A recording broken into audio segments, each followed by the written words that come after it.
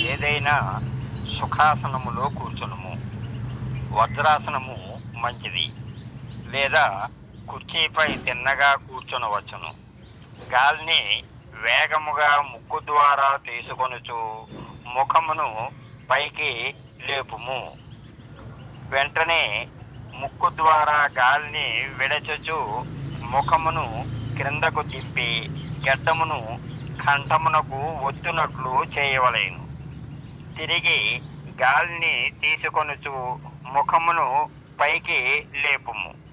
తిరిగి గాలిని విడిచుచు ముఖమును క్రిందకు దింపి గడ్డమును కంఠమునకు ఒత్తుము.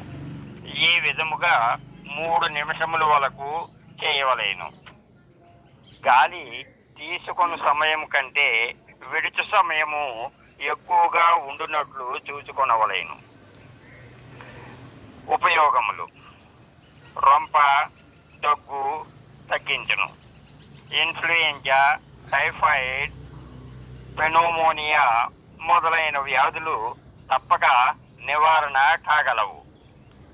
ఈ వ్యాధుల కొరకు అనేక మంది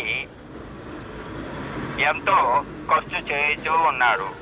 ఈ విధముగా అభ్యాసం చేసిన వెంటనే నివారణ పొందగలరు. భవతు సర్వమంగళం. భవతు సర్వమంగళం. భవతు సర్వమంగళం.